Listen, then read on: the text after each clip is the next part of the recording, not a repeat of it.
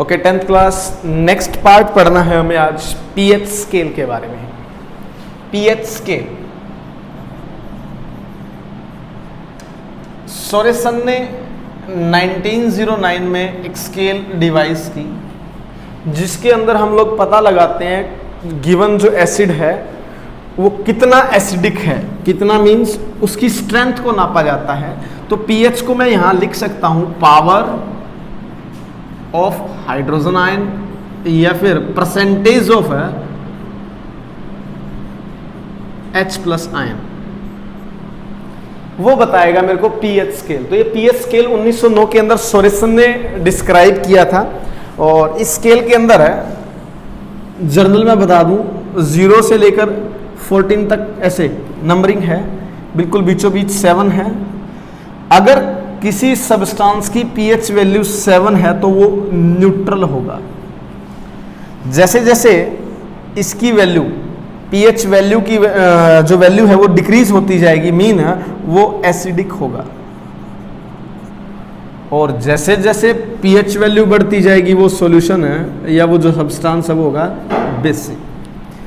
Means अगर मेरे को दिया हुआ है 4 3 0 7, इनमें पहले तो ये बताइए सबसे ज्यादा एसिडिक कौन होगा? तो एसिडिक होगा 0 वाला, नंबर 2 3 वाला, नंबर 3 पे 4 जिसकी पीएच वैल्यू। तो इस प्रकार पीएच वैल्यू जितनी कम होगी वो उतना ज्यादा एसिडिक होगा। और एक और याद रखना है, जैसे जैसे नीचे आते जाएंगे H प्लस आयन की कंसंट्रेशन है वो इंक्रीज होगी जैसे जैसे 0 की तरफ आए। और जैसे जैसे हम लोग 7 से 14 की तरफ जाएंगे H प्लस आयन की कंसंट्रेशन डिक्रीज होगी, डिक्रीज होगी। ठीक है जी। OH यानी हाइड्रोक्साइड है, इसकी वैल्यू इंक्रीज होती है और इधर जाएंगे हाइड्रोक्साइड की जो वैल्यू है हाइड्रोक्साइड आयंस उसकी वैल्यू डिक्रीज होगी। यानी मैं डायरेक्ट कह सकता हूं पीएच वैल्यू है इनवर्सली प्रोपोर्शनल है concentration of H plus ion. H plus ion की कंसंट्रेशन जितनी ज्यादा होगी पीएच वैल्यू उतनी ही कम होगी। H प्लस आयन की कंसंट्रेशन जितनी कम होगी उसकी पीएच वैल्यू उतनी ज्यादा होगी। तो ये पीएच स्केल अपने को बताता क्या है? ये अपने को बताएगा ये कोई गिवन सब्सटेंस है वो एसिडिक है या बेसिक है। नेक्स्ट प्योर वाटर की अगर मैं बात करूं, प्योर वाटर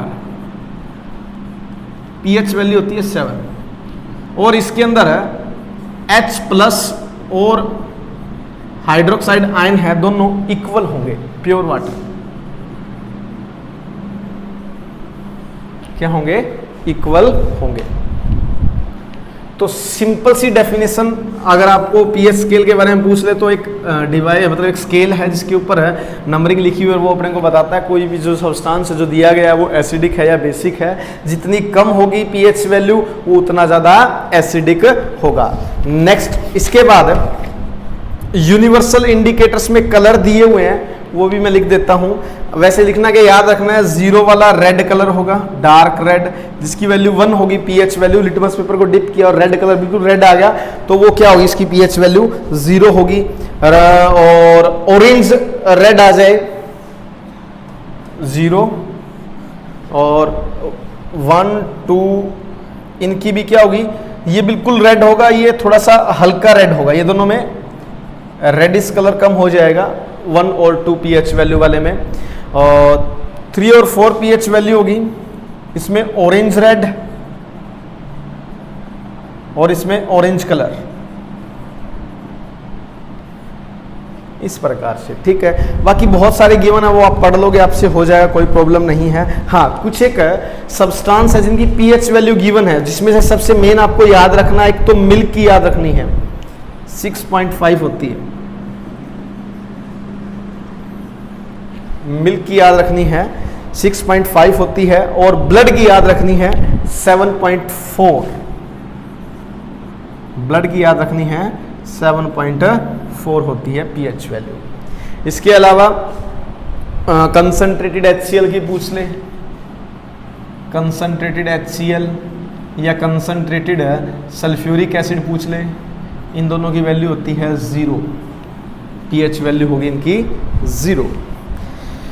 और जो ग्रीन कलर प्रोड्यूस किया जाता है वाटर है, वो ग्रीन कलर प्रोड्यूस करेगा अगर 7 किसी की pH वैल्यू है तो वो कैसा कलर शो करेगा, ग्रीन कलर शो करेगा, यूनिवर्सल इंडिकेटर है वो। इट मीन्स अगर मैं वाटर की बात करूं, प्योर वाटर, वो कौन सा कलर शो करता है, ग्रीन। तो ये यूनिवर्सल इंडिकेटर्स के बारे में था कुछ। अब नेक्स्ट क्वेश्चन आता है, सर इस pH का हमारी डेली लाइफ में क्या यूज है। बहुत सारे यूजेस हैं भाई। सबसे पहले तो आपने नाम सुना होगा टूथ डीके,